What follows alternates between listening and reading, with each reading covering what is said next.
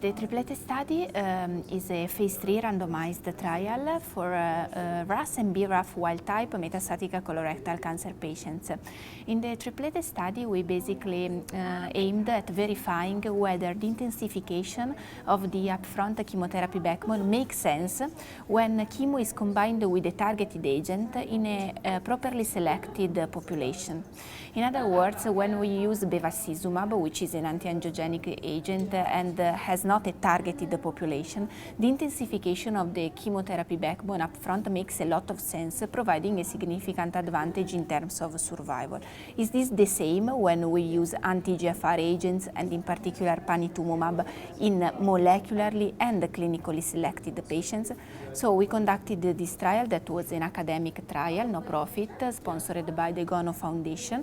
More than 50 Italian oncology centers participated in the trial and 435 patients were randomized.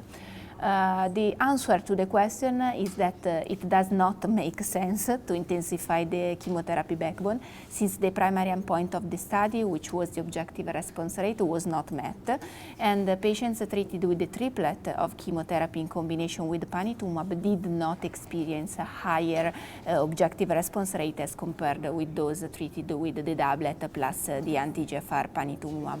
Why did we report a negative result?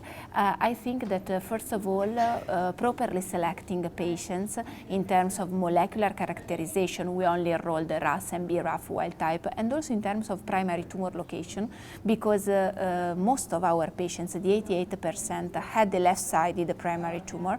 Then we are able to achieve really interesting results in terms of treatment activity with doublet plus anti-EGFR. So we have already achieved satisfactory results with doublet plus anti-EGFR, and the third chemotherapy agent is not able to improve the performance of this regimen that is already well optimized in the right patient's population. The message for clinical practice is it is not recommended to use the triplet in combination with an anti-EGFR because it provides a higher rate of adverse events, in particular of a gastrointestinal toxicity, and there is not a benefit in terms of treatment activity or progression-free survival.